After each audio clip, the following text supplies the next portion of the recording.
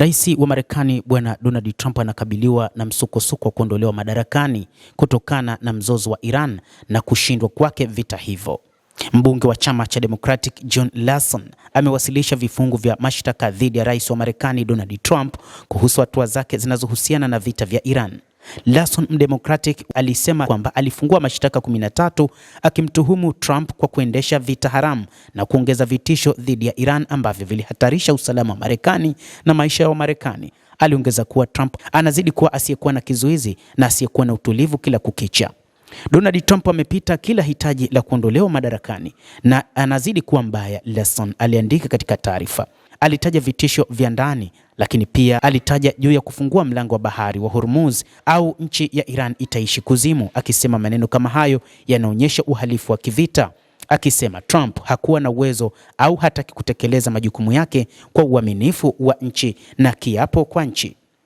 Hata hivyo, rais huyo wa Marekani anatajwa kwamba ni moja kati ya viongozi ambao wakati huu wanakosa kuaminiwa na wananchi pamoja na bunge ndani ya Marekani. Takribani wa Democratic 70 akiwemo spika wa zamani Nancy Pelosi na Senator Chris Murphy wametaka baraza la mawaziri la Trump liitishe marekebisho ya 25 ya kumuondoa madarakani, wakisema kuwa hafai kuhudumu kama rais wa Marekani.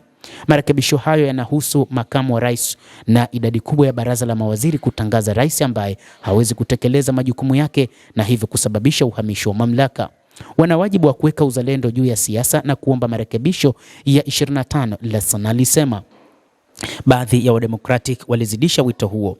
Mwakilisi Jim McGovern alisema utawala unapaswa kuomba mara moja marekebisho ya 25, wakati wengine wakisema kwamba Trump hana utulivu na ni hatari na hawezi kufanya kazi kama kamanda mkuu wa nchi. Wabunge wengi nchini Marekani wamekosa kumwamini kiongozi huyo wa Marekani, ambapo wanaona kwamba kutokana na kile anachokifanya kila kukicha ni ishara nyingine kwamba anakosa kuaminiwa na umma wa Marekani.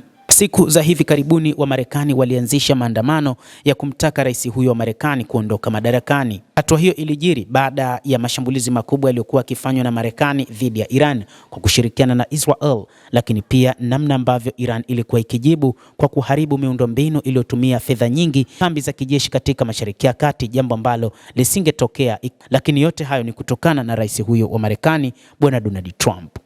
Mashambulizi ya Marekani tayari yalikuwa yameathiri miundombinu muhimu ya Iran, ikiwa ni pamoja na madaraja, njia za reli na kituo cha train, pamoja na kitovu cha kimkakati cha mafuta kwenye kisiwa cha Kharj, na majeruhi wa raia kati ya zaidi ya vifo 1500 tangu mwishoni mwa Februari kulingana na ripoti. Wafuasi wa Republican na Trump walitetea mashambulizi hayo wakisema yalilenga kuizuia Iran kupata silaha za nyuklia, jambo ambalo kimsingi halikuwa na uhalisia. Tehran imekanusha shutuma hizo, ikisisitiza kuwa mpango wake ulikuwa wa amani tu, na kushtakiwa kwa Trump kwa sasa kutahitaji kura nyingi katika bunge na theluthi 2 ya kura katika Seneti ili kumuondoa rais.